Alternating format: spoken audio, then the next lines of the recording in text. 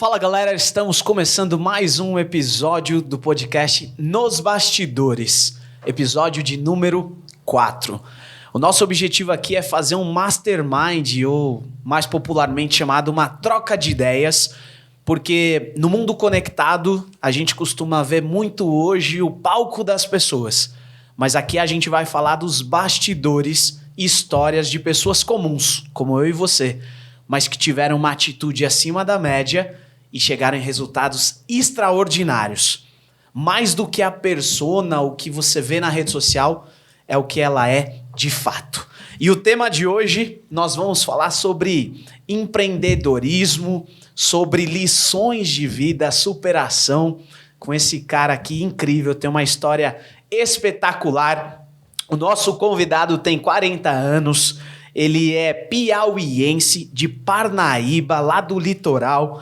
Ele é casado, tem 3 filhos, é médico e especialista em cirurgias plásticas de nariz, a famosa rinoplastia.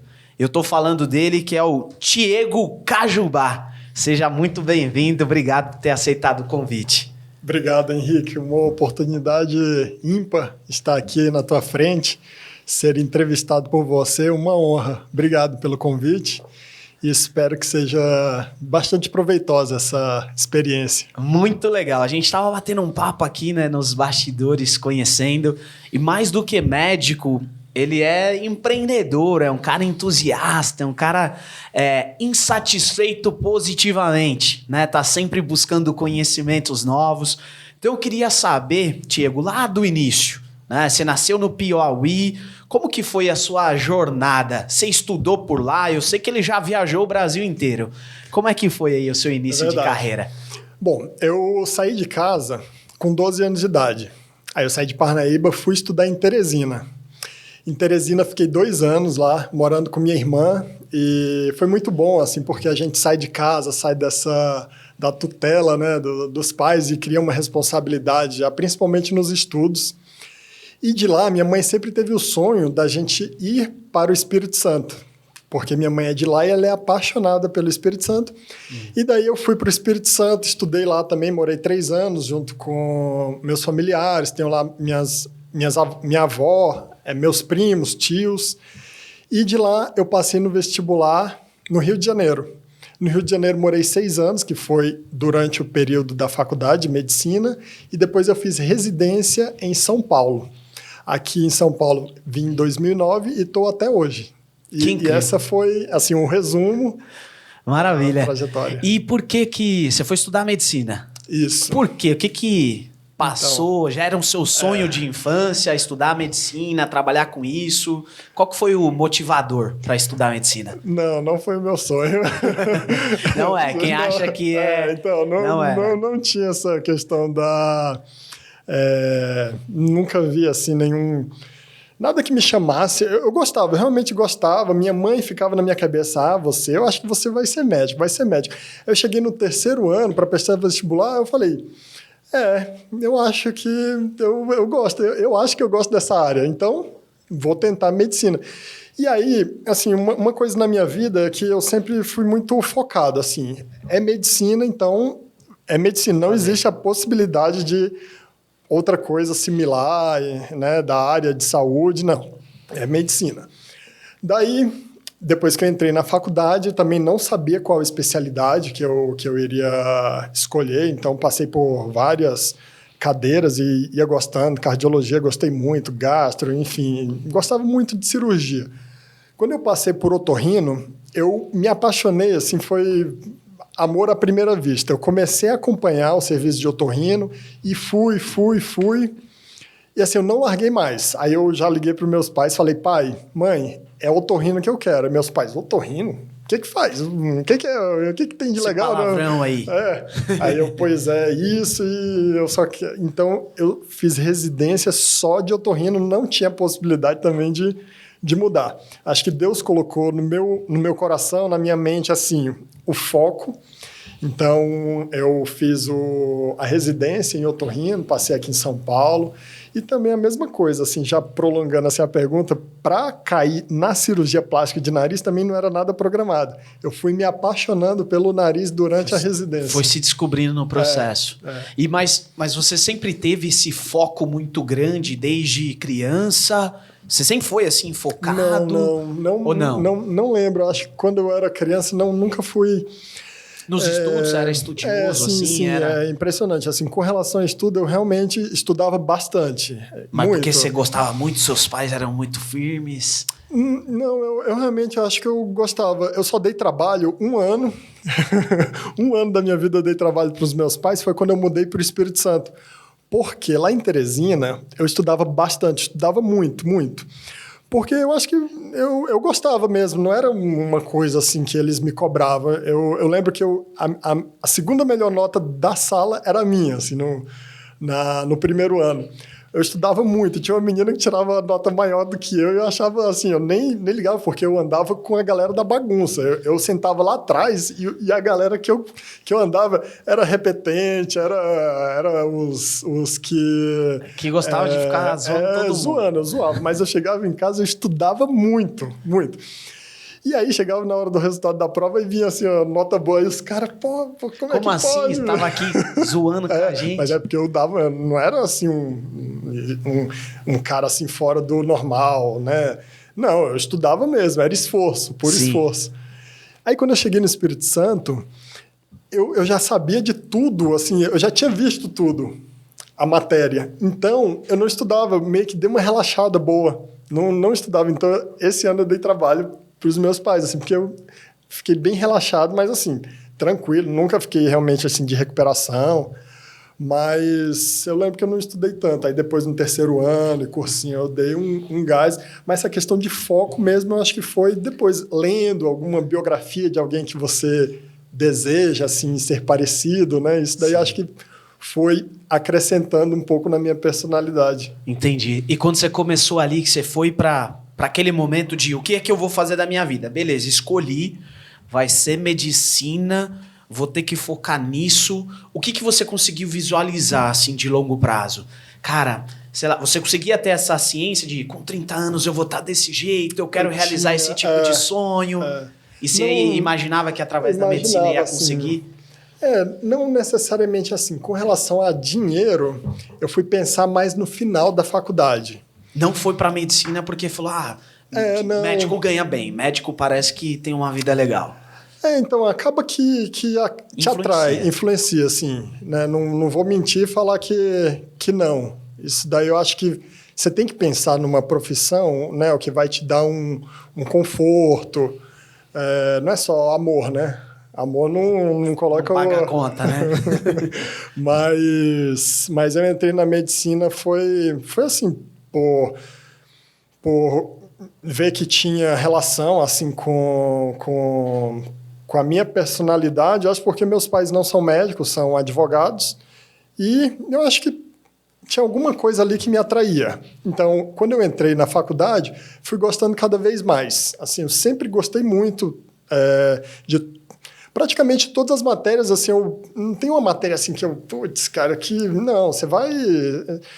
Tem matéria que talvez você tenha que estudar por obrigação, tal, mas você acaba... Eu me apegava muito às matérias, assim. Agora, com relação a dinheiro, eu fui pensar no final da faculdade, assim, e aí, Thiago, o que você pensa, assim, quer ganhar quanto daqui a... Eu tinha isso em mente. Eu tinha no final você já conseguiu ter mais clareza disso. Eu tinha fazer um plano. Eu nem sei se é educado falar, mas eu tinha um valor absoluto na minha cabeça. Não, pode falar, pode compartilhar os bastidores. Com tanto de idade, eu quero ganhar tanto. Que era assim, eu realmente não sei se é pode compartilhar, se quiser. Eu tinha na minha cabeça assim, com 40 anos de idade, eu quero ganhar 40 salários mínimos. Eu tinha isso na minha cabeça. Aí, realmente, assim, eu consegui isso antes. Então, na minha cabeça, quando você consegue uma meta, o meu objetivo não é dobrar a meta, é manter a meta. Sim. Porque, pelo contrário, eu falei, agora que eu consegui a meta, eu quero diminuir a meta. Não, tô tranquilo. Não, Queria desacelerar, acelerou para chegar depois. Se puder dobrar a meta, que não seja com o meu esforço, né? Sim. Seja através de pessoas trabalhando, assim, Aí já girando, vem a visão de empreender, né? A engrenagem girando. Então, que seja assim. Mas... Então, foi mais ou menos assim. Com relação a dinheiro, eu tinha essa perspectiva. Mas a vida não é fácil, né? Sim. É muita ralação, preocupação também. Na minha área, exclusivamente da rinoplastia, tem muitos altos e baixos. Tem mês que você vende pra caramba, assim... Né? Vende que eu falo sim, assim, sim. Né? Você tem muitos pacientes, tem sim. mês que não é, mas um vai compensando o outro, e Deus vai mandando o necessário pra gente, e eu realmente sou bem feliz com que... Que legal. E qual que foi a renúncia, assim, o tamanho do preço que você teve que pagar nesses anos para chegar nesses 40 salários mínimos? Como é que foi esses bastidores? Assim, eu não vou contar do início, eu vou dar uma resumida. Quando termina a residência, você tem que ralar. Eu não tinha paciente nenhum quando terminou a residência. E você ganha dinheiro com residência, não, né? Eu ganhava, na época, R$700, que era próximo ao salário mínimo. Eu acho que o salário mínimo em 2008, 2009, 2009 que eu comecei, eu acho que era uns R$800. Então, era equivalente ao salário mínimo, o salário da residência. Sim. Era uma ajuda de custo, né? Porque você trabalha ali praticamente... exclusivo de segunda a sexta-feira e alguns sábados. Então, eu dava plantão todo domingo, lá em São Miguel, Paulista. Uhum. Quer dizer, no Itaim Paulista. Zona Leste de São Paulo. Eu dava plantão lá para complementar a renda. E aí, com esse dinheiro... E eu também eu não posso ter vergonha de falar, eu ganhava a mesada do meu avô. Seu avô te dava uma ajudinha. Me dava R$1.000, então era um plantão a menos que eu fazia. Eu não... Tem um plantão a mais aí. E é muito engraçado, já mudando de assunto, é muito engraçado essa história do meu avô, porque eu acho que no meu último ano de residência, ele parou de dar a mesada, né? Aí eu falei assim, vô... porque eu tive outros primos fazendo faculdade de medicina, então ele já ia destinar, né, o dinheiro para dar um complemento ali, porque a faculdade de medicina estava caríssima. Sim. E aí eu falei, vô, o que eu posso fazer para te agradecer? Esses anos todos você me deu R$1.000 por mês, que era um dinheiro que fez muita diferença para mim. O que eu posso fazer para te agradecer? Eu quero alguma coisa material. Aí ele falou assim, tome vergonha na sua cara, seu corno. Dê orgulho para os seus pais. Dê orgulho para os seus pais. Então, eu lembro disso. É a melhor coisa assim, que um pai pode passar para o filho, né? Falar, dê orgulho para os seus pais. Então, é uma história assim, que me marcou muito do meu avô. Aí eu vou, mas me fale aí materialmente. O que ele... Tome vergonha nessa sua cara. Mas é isso, eu ralei pra caramba, dava alguns plantões, não era assim, nunca fui de meio que sacrificar a minha saúde, né? Mas aí quando eu terminei a residência, eu falei, e aí, né? E agora? O que eu faço? Na verdade, terminei a residência, eu fui fazer um fellow. O fellow já não tinha ajuda de custo. O fellow, muitos fellows você paga. O que é o fellow, pra galera que não conhece? Então, o fellow é quando você termina a residência e escolhe uma subespecialização. Então, eu fiz a subespecialização em plástica facial, porque daí eu já queria focar na rinoplastia. Sim, mas era algo que você falava, gosto, ou foi uma questão financeira, ou era algo que você falava, não, eu mando bem, eu gosto disso aqui? Então, eu aprendi, no último ano de residência, eu gostei demais, demais. Eu realmente não tinha noção financeira sobre a rinoplastia, porque hoje em dia... É muito comum as pessoas fazerem plástica de nariz, mas quando eu terminei a residência em 2013 e fui fazer o fellow em 2014, a plástica de nariz não era tão... não tinha tanta propaganda, não tinha tantas pessoas que faziam rinoplastia. Mudou. Era perigoso? Quer dizer, não era perigoso, mas não era tão... Eu acho que não era tão popular. Hoje em dia está mais popularizado, as pessoas a própria internet, a questão de Facebook e Instagram, elas popularizaram e as pessoas perderam medo, porque antigamente as pessoas focavam nas sequelas, no pós-operatório, e hoje em dia as pessoas já estão vendo que o pós-operatório já não é tão chato, a sequela é uma coisa muito rara, geralmente quando você não escolhe um profissional, assim, às vezes tem um risco aumentado. Então, daí eu, só para não perder o foco, aí eu fui fazer o fellow, a subespecialização, terminou a subespecialização, aí eu já era apto a fazer rinoplastia. Mas e aí, cadê o paciente? Aí que entra a parte do empreendedorismo. Sim. Eu e um amigo meu... Tem que saber vender. Eu e meu amigo, a gente juntou. Frederico Cai. A gente juntou e falou assim, ô Kiko, você tem quanto na sua conta? Ele, nada. Eu também não tenho nada. Vamos ver se a gente fica um ano inteiro sem ter nada na conta e vamos aprender a operar? Ter uma segurança? Nem que a gente termine um ano do mesmo jeito como a gente começou. Aí a gente começou a operar paciente de graça. E o paciente ia operar septo, a gente ia oferecer uma rinoplastia para ele. Aí a gente operava a rinoplastia e não cobrava. Às vezes a gente cobrava bem pouquinho, um valor assim mínimo, até mesmo para pagar a instrumentadora. Então foi nessa que a gente criou uma segurança e aprendeu a operar. Aí chegou no meio do ano, o Frederico já estava com uma agenda muito boa, porque ele sempre foi um cara muito arrojado, tanto na parte de estudos como na parte do marketing. E eu também já estava tendo os meus pacientes e a gente decidiu assim, cara, a gente já está seguro para operar. Tipo, com 6 meses a gente já cumpriu a meta. A gente já tinha uma segurança, já estava tendo resultados bons e daí a gente foi e seguiu caminhos assim. Ele já contratou a instrumentadora dele, eu chamei a minha instrumentadora e a gente já fez equipes diferentes. E daí eu estou até hoje com a mesma instrumentadora. Eu operava antes com um auxiliar, um médico auxiliar, e ele foi para o país dele, para o Equador. E hoje eu estou com o Ramiro, já estou com o Ramiro desde 2017. E no começo, assim, era operando de graça, operando por um valor de custo bem... O que a gente não queria era perder a oportunidade. Sim. E foi bem, bem legal esse início. Eu tenho o meu caderno, que eu tenho o valor de preço, né, dos primórdios. Então, eu tenho lá esse caderno. Tem paciente que a instrumentadora ganhou mais do que eu. Lá no comecinho, porque você não cobrava nada, né? Você queria só a experiência. Então, é muito bom essas histórias, né?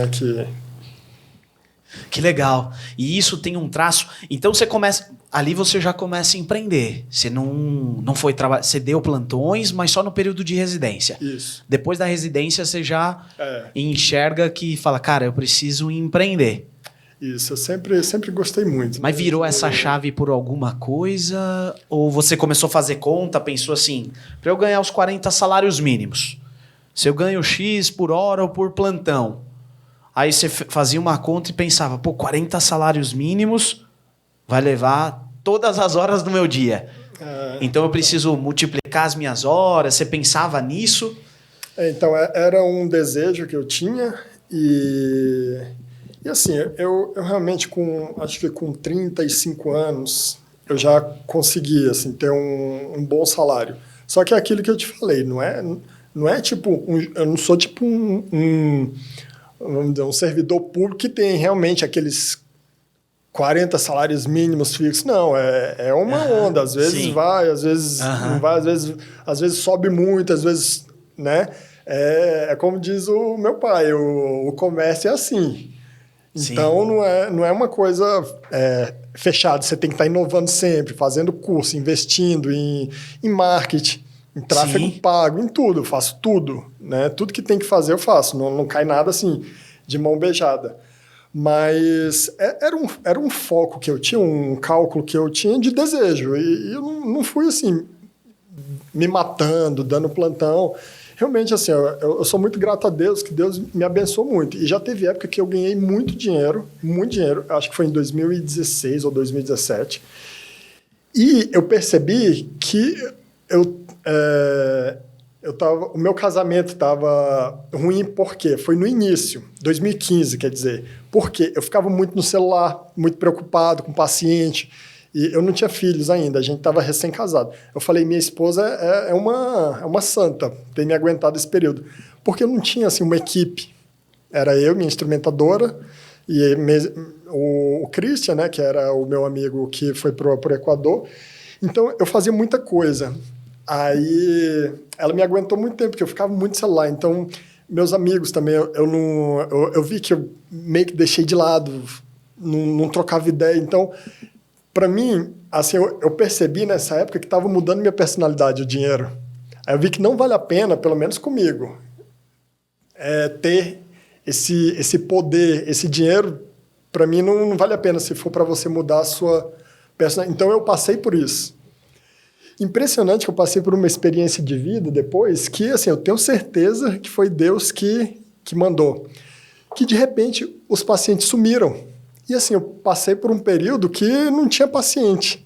Eu falei, caramba, por que isso está acontecendo? Eu tinha agenda para 6 meses. O paciente queria operar hoje comigo, ele tinha que esperar 6 meses. Tipo assim, hoje a gente está em setembro, eu tinha agenda até o fevereiro do ano que vem e já estava fechado e o paciente...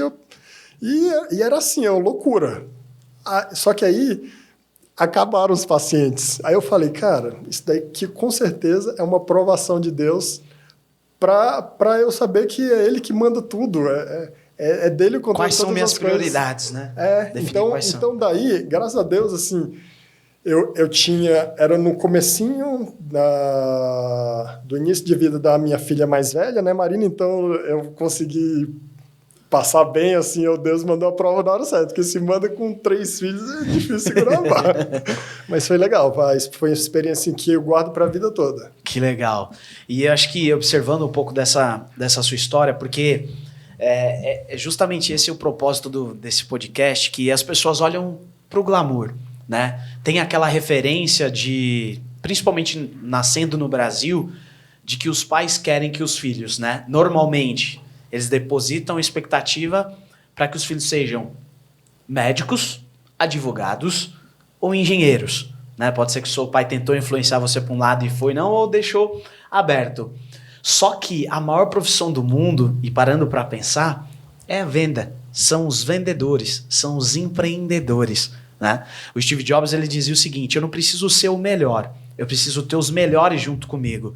E aí tem um livro que não sei se você já ouviu falar ou já leu, Pai Rico, Pai Pobre, que ele separa a população num quadrante, né? Que são os empregados, os autônomos, os donos de empresa e os investidores. Os empregados são aqueles que vendem o seu tempo por dinheiro. Os autônomos não vendem para ninguém, só que são reféns, na maioria dos casos, do seu próprio trabalho, que eles não conseguem ter a liberdade, não conseguem multiplicar. Só que se a gente parar para pensar, tudo que é grande começa pequeno. Os maiores cases do mundo, 70% das maiores fortunas do mundo foram construídas do zero. Não foram pessoas que vieram já de uma família ou que elas herdaram, ela construiu do zero. Ou seja, construir do zero é você passar por essa renúncia, é você passar por esse processo de estudar muito, de ter que abrir mão de algumas coisas. Eu, particularmente, não acredito que ninguém consiga crescer equilibrado. No começo, a não ser que você já tenha uma família por trás, talvez tenha uma segurança financeira muito grande. Se você não tem, você vai ter que estudar e trabalhar, estudar e trabalhar. Aí você vai ter que trabalhar e mais trabalhar mais um pouquinho. E aí você vai construindo essa liberdade para poder fazer o que você está fazendo, que é ir passando para o outro quadrante, para que o negócio flua também sem você.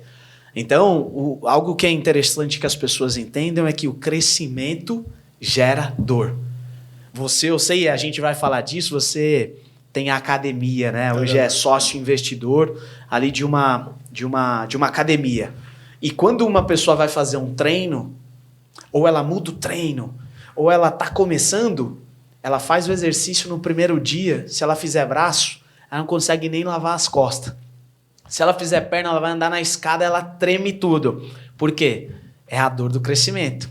Então, todo crescimento gera dor. Você conseguiu gerar esse crescimento e, aos pouquinhos, óbvio, foi buscando esse equilíbrio porque você viu que estava um pouco desequilibrado. Estava desequilibrada a balança, mas você teve essa consciência para equilibrar depois. Tem gente que não equilibra nunca. E tem gente que só quer ficar equilibrado. E às vezes você quer dar saltos que aquela condição ou aquilo que você está fazendo te levou até aquele momento. Se você quer ter um resultado diferente para um próximo nível, lá, um next level, você precisa adaptar. Porque todo mundo tem as mesmas 24 horas.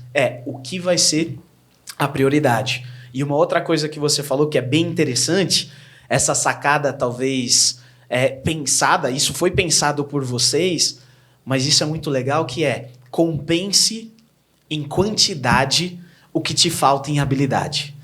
O que você fez naquele momento de abrir mão de ganhar dinheiro nas cirurgias e poder fazer tudo como que chama quando você faz gratuitamente, de forma voluntária? Como? Abono. Como se fosse um abono. Foi por quê? Porque você queria construir habilidade. E o sucesso é treinável, né? A cirurgia é treinável. Você tem isso no seu DNA que é esse esforço. Então compense em quantidade, com quantidade, aquilo que ainda te falta em habilidade. Porque a quantidade, ela vai trazer essa maestria. O volume de cirurgias, de trabalho, de estudo, ele vai te tornar muito bom. Só que você nunca vai ser bom sem a prática, sem fazer. E vocês abriram mão de não receber dinheiro por um ano. Eu passei por momentos assim também, de um ano trabalhando com vender e-commerce. Vendi ganhei R$600 no ano inteiro. Mas aprendi muito. Conheci um monte de empresário, vários empreendedores. Tomei não pra caramba. Aprendi a ser resiliente, a como contornar a objeção. Isso foi me preparando. Tirei a minha timidez, que eu tinha bastante, né? Fui conseguindo vencer aqueles obstáculos até conseguir fazer e até conseguir chegar. Então isso é muito legal que você compartilhou aqui, né? Já dessa sua trajetória inicial até chegando já a ter os grandes resultados. E aí eu queria te perguntar o seguinte: qual foi a maior dificuldade que você passou nesse processo? Então, quando eu terminei a residência e comecei a operar, mesmo sem pensar em dinheiro, aí beleza. Aí chega uma hora que você quer começar a cobrar. Então tá na hora de eu montar o meu consultório. Só que eu falei, antes, para que eu vou montar um consultório se eu preciso de pacientes para operar? A vida do cirurgião é no centro cirúrgico, não é no consultório. Sim. Então o que eu fiz? Eu falei, vou alugar uma sala. Aí eu cheguei para o meu professor, que era meu professor na residência, meu preceptor, cheguei, professor, eu sei que no seu consultório, lá na Alameda Santos, tem uma sala vazia, que era da fonoaudióloga, eu sei que ela não está mais atendendo, você me aluga? Aí ele, Tiago, mas não sei, porque ela está grávida, né? Não, quando ela voltar, se quiser, é dela, me aluga lá. Mas qual o valor? Me aluga por R$700 o mês, por mês. Uhum. Na verdade, 600. Então, isso foi em 2014, aí com 2015. Aí eu alugava lá e ficava segunda-feira à tarde só. E o resto da semana eu ficava operando. Nessa época eu era preceptor dos residentes, então eu ensinava os residentes a operar também. Daí eu fui e eu comecei a alugar em junho. De junho a dezembro, eu operei 2 pacientes. Foi assim o começo. Operei 2, mas estava lá. 6 meses, mas estava lá. Pacientes. Toda segunda-feira eu estava lá. Nem que fosse estudando, assistindo sessão da tarde, trocando ideia com a secretária, né, que era a secretária do Dr. Silvio, estava lá. Mas estava lá fielmente. E aí operei a primeira paciente, acho que foi em outubro, depois operei em dezembro, aí depois em janeiro, porque essa paciente de dezembro era uma paciente que gostava de redes sociais e postava antes e depois. E nessa época, assim, não era muito comum. Então, mas aí ela acabou que me trouxe muito paciente. Então, em janeiro, eu já operei uns 4 pacientes. E esse número foi aumentando muito. E aí foi começando a gerar, assim. Aí a minha secretária, já chamei a minha instrumentadora para cuidar da parte de gestão, assim, de organizar a agenda. E eu tinha uma outra funcionária, que era uma funcionária que eu conhecia no meu fellow, que ela fazia a parte financeira. Ou seja, ela mandava e-mail para o paciente falando o preço da cirurgia, preço do hospital e pronto. Só organizava a parte financeira ali numa tabela de Excel e tal. Final do mês a gente fazia uma reunião e estava tudo certinho. Mas foi assim, o começo foi para ter esse paciente particular do consultório. Então, eu sempre fui muito feliz alugando. Aí chegou uma época que a sala do consultório, eu já precisava de uma coisinha um pouco mais chique. Que os pacientes de plástica, eles querem um ambiente mais clean, né? Aí eu fui e aluguei um outro consultório na Vergueiro, que era um consultório já de uma dermatologista. Eu falei, olha, eu preciso de 2 dias. Então, eu ficava segunda à tarde e quinta-feira à tarde. Aí eu fui ficando e tendo uns pacientes e tal. Aí chegou uma hora que surgiu uma oportunidade de comprar o consultório do Dr. Silvio, desse que me alugou a primeira vez, porque já era na pandemia e ele já estava querendo vender, porque já estava um senhor já de idade, já tinha, né, o Dr. Silvio já foi tudo na otorrina, assim, uma pessoa de bastante sucesso, e aí resolveu vender. Eu falei, Dr. Silvio, eu e a Gisele, né, que é a minha sócia dermatologista, a gente quer comprar, então vamos fechar negócio e tal. Aí a gente comprou. Então, o consultório que eu tô hoje era o primeiro consultório que eu aluguei quando eu tinha terminado a residência, né? O que você alugava agora é seu. Que loucura. Legal. Aí hoje estou bem feliz, porque é bom, apesar de eu atender na segunda, eu continuo atendendo segunda-feira à tarde e quinta-feira de manhã. Apesar de eu atender só 2 períodos, só que você tem a liberdade, como é seu, você pode mudar uma coisa de lugar, às vezes eu quero atender um paciente no horário fora do meu horário, então eu tenho a liberdade porque o consultório é meu. Então, quando era o consultório de outra pessoa, às vezes você tinha alguma intercorrência para ver um paciente, então você tem que ter você tem muito mais facilidade quando é a sua casa, né? E é legal que você fala que mesmo com uma faculdade de 5 anos, né? 6 anos, mais residência, né? Isso. Ou 6 anos já é com a residência? Não, 6 anos sem residência. Mais 3 anos. 6 mais 3 de residência, ou seja, são 9 anos, 6 anos mais teóricos, 3 anos mais práticos ali na linha de frente. Então você imagina o quê? Acho que as pessoas olham por fora e falam assim, cara, ele acabou esses 9 anos... Tá rico. Tá rico, né? Vai estar voando. Nem saúde. Vai tá ganhando dinheiro pra caramba. Não, mas e é assim, né? Rico em vontade, né? Rico em vontade. E o que quando você decide alugar, cara, isso mostra que uma hora o jogo vira para aquela pessoa que não desiste. Então, só existem 2 maneiras de você não conseguir ter sucesso. Eu aprendi isso na minha vida. Ou não conseguir chegar naquilo que você quer. A primeira é não começar. Você erra todos os tiros que você não dá. Você nunca vai saber o resultado de algo se você não der o primeiro passo. Se você quer chegar a algum lugar, o primeiro passo tem que ser dado, independente da condição que você está hoje. Então, muitas vezes as pessoas olham para a condição que ela está hoje e ela fala, poxa, eu não consigo dar esse passo agora. Cara, você tem que dar o passo com a condição que você tem, até você ter a condição que você quer. Você nunca vai ter um momento perfeito para dar esse primeiro passo. Então não começar. E a segunda maneira é desistir antes de chegar. Você podia em 6 meses falar o seguinte, cara, eu acho que eu vou prestar concurso e vou tentar alguma coisa pública, que é mais garantido. Ou vou começar a dar plantões em outros lugares do que tentar eu ficar aqui 6 meses e fiz 2 cirurgias, 1 a cada 3 meses. Então, se você de fato quer chegar em algum lugar, cara, persistir, né? É continuar naquilo que você está fazendo. Quer, né? Show. E aí, depois que você passa esse momento, consegue gerar esse resultado, consegue gerar esse equilíbrio, você tinha comentado que você decidiu olhar para outras coisas também, né? Para outras áreas, você já gostava de investir na Bolsa de Valores, e aí, recentemente, né? Fez aí um investimento. Por que você decidiu? Você já tinha chegado num ponto de equilíbrio financeiro.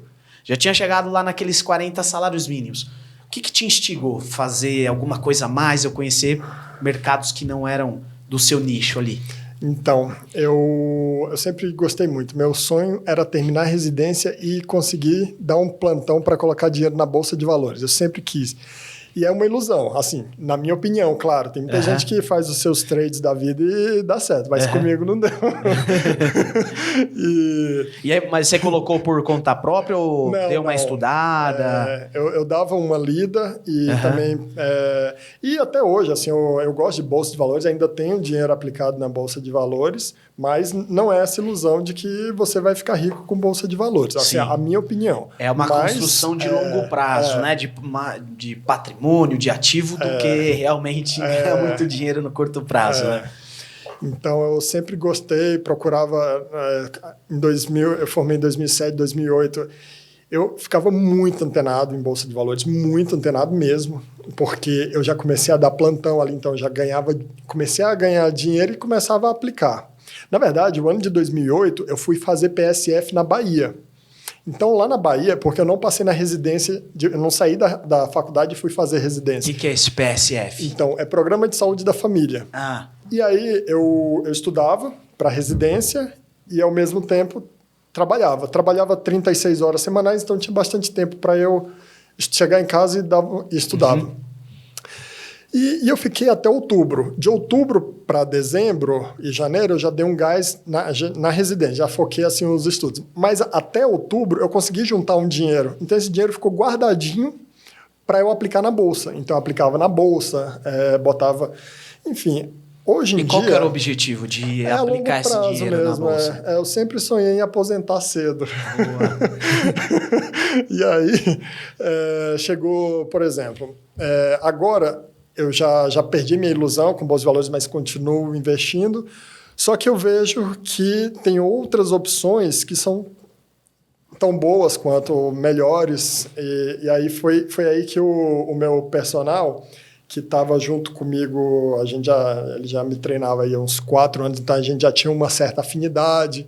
Ele já ia no aniversário, a esposa dele era personal da minha esposa, ele ia no aniversário lá das crianças. Então a gente tinha uma afinidade.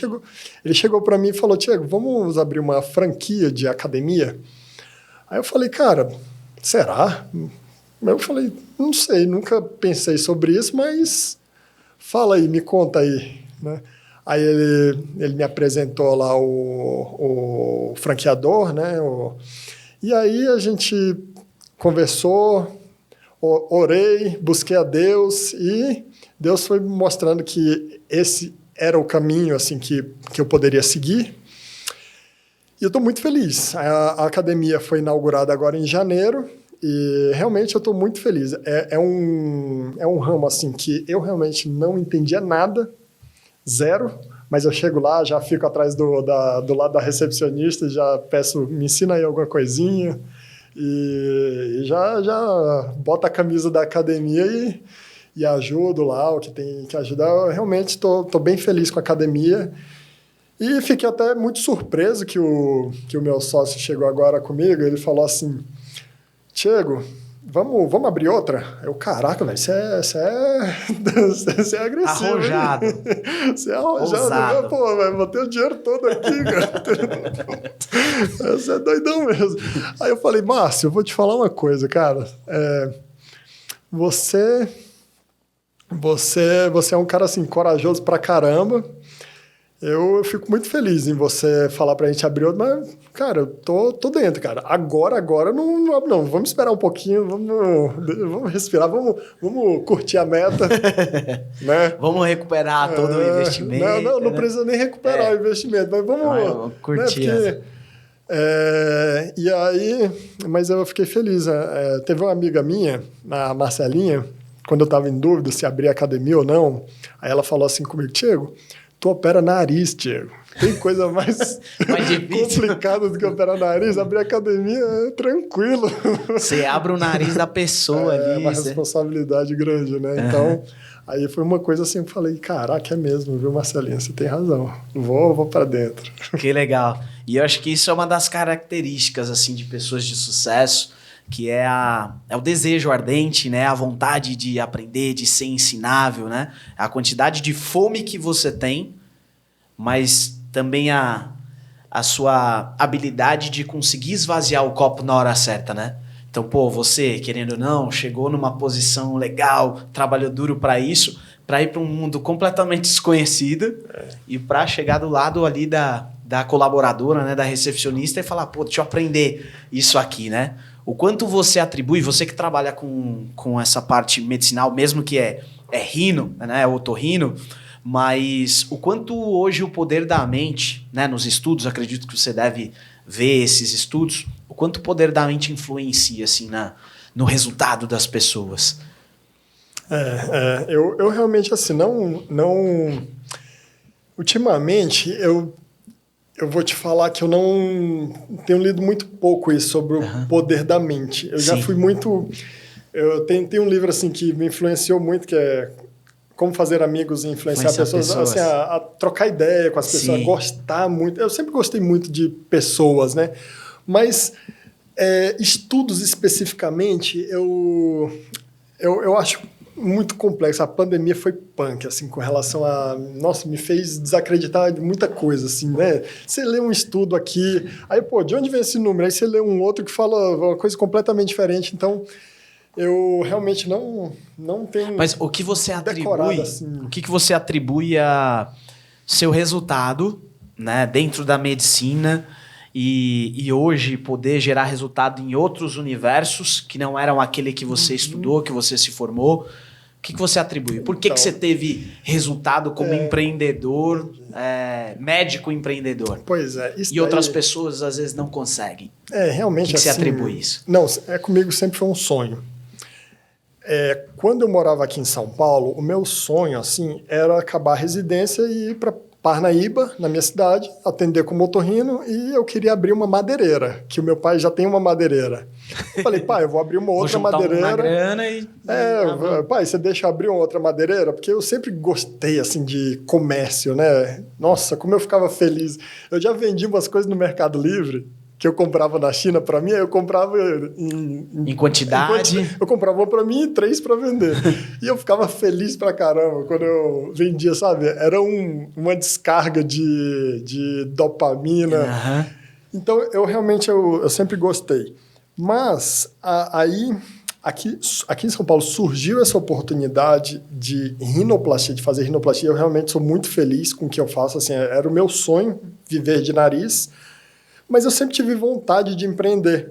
Mesmo meu pai falando assim, estuda, não gasta seu dinheiro com isso, gasta, investe nos seus estudos. Aí eu quero dizer... Vai ficar investindo em negócio? Eu quero dizer que você, pai, advogado, abriu uma madeireira e eu... Não posso. Não posso empreender. Porque quando ele abriu a madeireira, meu avô foi contra, depois que ele me falou. E eu praticamente foi a mesma coisa, né? Quando eu fui abrir, meu pai, não que ele foi contra, mas ele... É porque é um investimento bem alto, então ele... Não, você tem que estudar e tal, mas eu realmente estou bem feliz. É uma coisa que sempre foi minha vontade. Nasceu assim. Que legal. Então, você determina assim, cara, eu tinha um sonho muito grande. E eu realizei meu sonho e agora eu quero continuar, assim. É aquele negócio, eu não quero sacrificar minha saúde, porque a academia é um investimento que que realmente gasta muita energia, né? O meu sócio gasta bastante energia, a esposa dele, que é a gerente, eles gastam muita energia, mas eles são do ramo. Eles são educadores físicos, então... É a mesma coisa que ele falou comigo. Pô, Thiago, você tem que deixar isso daqui, cara, realmente com a gente, porque se fosse um hospital, né, eu não sei nada de hospital. Então, eu vou lá porque eu gosto de saber, eu gosto de... É o meu sonho, então... Eu gosto de saber como é que faz uma matrícula, né? A gente todo dia tem aqui no grupo quantas vendas tem de planos. Então, é uma coisa assim, é um sonho que a gente pretende aí abrir realmente outra franquia ou outro investimento, que não seja franquia, mas seguir. E teve algum momento assim, da sua vida, nesses 40 anos, que foi muito marcante para você, assim, ou que foi o Tony Robbins, né, que é um dos maiores treinadores do mundo, um dos maiores coaches do mundo, ele chama isso de breakthrough moment, que seria um momento de ruptura. Que assim, cara, aconteceu isso, a partir daqui eu me tornei uma pessoa diferente, um profissional diferente. E talvez naquele momento você estava numa jornada, você vai falar, cara, eu não sei se eu vou continuar. Eu sei, tá me sugando demais, não sei se vai valer a pena no final. Você pensou em desistir e existiu esse momento assim de ruptura, de você falar, cara, não, eu vou até o fim, eu vou fazer isso, eu vou ser desse jeito. Eu já passei por vários momentos assim marcantes, muito marcantes, assim, bem duros na vida. Mas... Você consegue citar algum assim? Assim, foi um momento muito marcante, mas assim, não tem muito a ver com a ruptura, mas foi um momento muito marcante para mim e para minha esposa, que é a nossa primeira gravidez, né? Que eu engravidei junto, cara.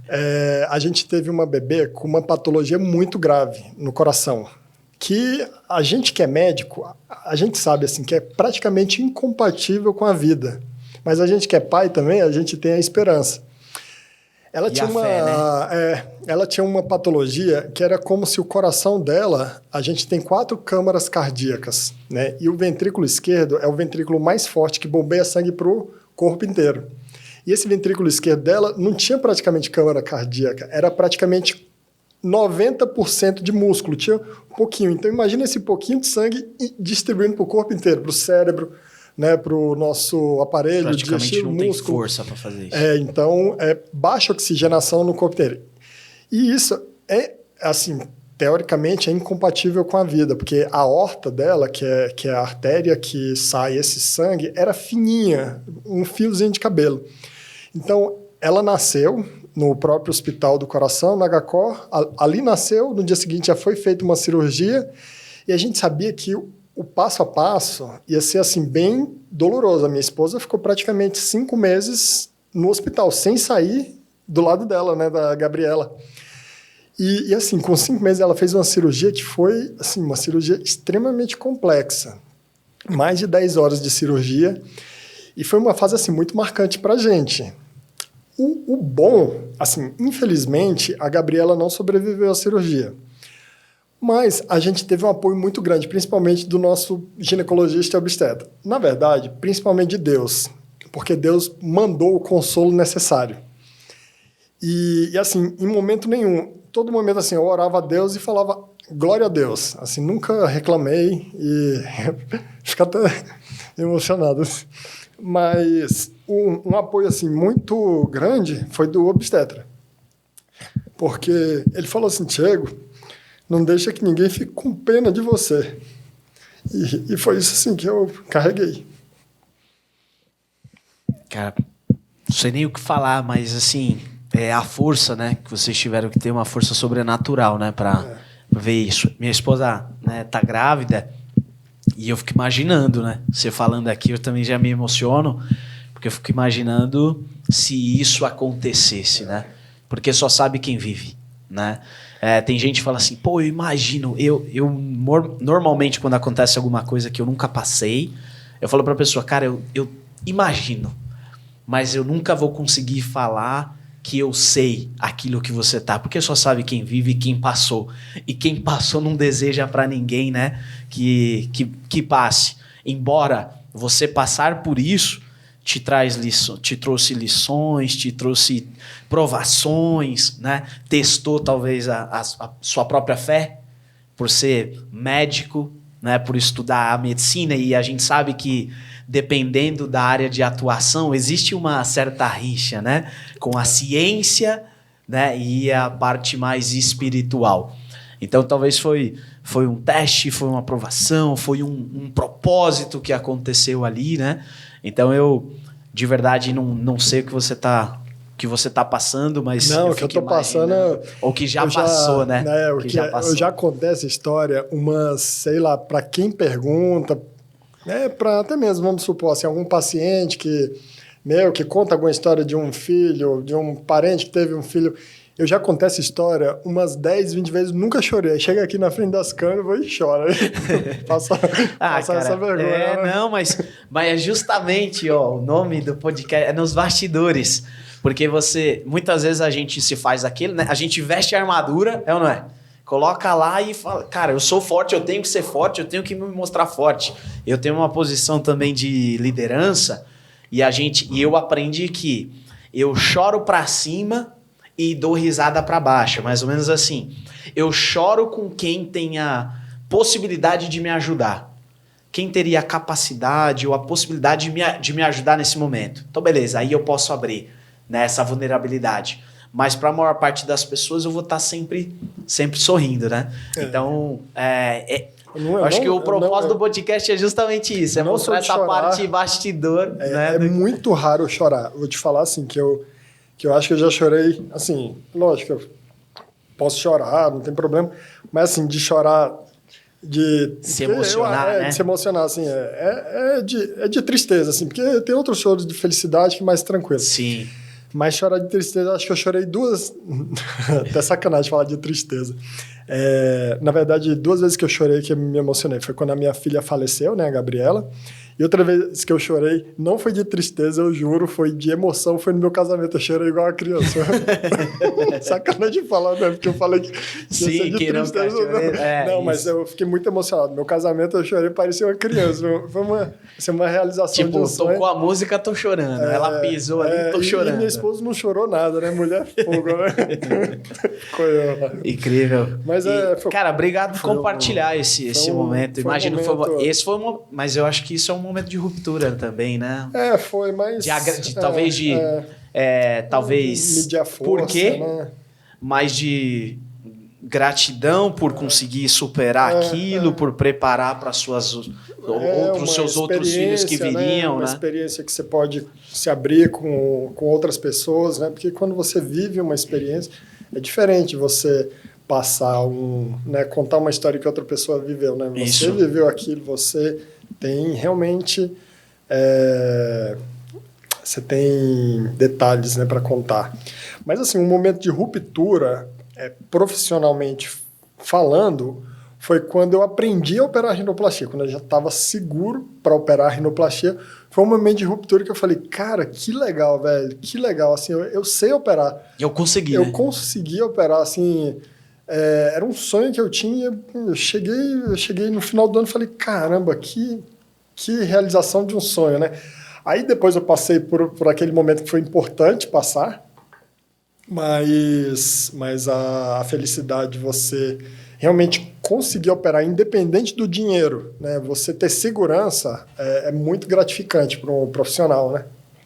Com certeza. Com certeza. E parabéns aí pela sua carreira, por tudo. E pra gente ir para essa parte final, obrigado por você ter compartilhado, inclusive, essas questões até mais particulares, né? Ter deixado esse bastidor ainda aí mais rico para as pessoas entenderem que não são somente elas que passam, né, por problemas, dificuldades na carreira, pessoais que às vezes podem interferir, né? O pessoal, você fala, pô, mas eu não vou levar do pessoal para o trabalho, do trabalho para o pessoal. A gente tenta, né? A gente busca, mas não tem como, né? Nós somos seres humanos são emocionais, sentimento, como é que você vai segurar isso e não conseguir permitir? Então, a gente agradece aqui por você ter compartilhado todas essas histórias com a gente. E eu queria que você me respondesse 3 perguntinhas, né? E depois desse uma mensagem final. Qual é o livro que mais te marcou? Então, isso eu te falo com uma segurança tremenda. Eu te falo assim, é a Bíblia.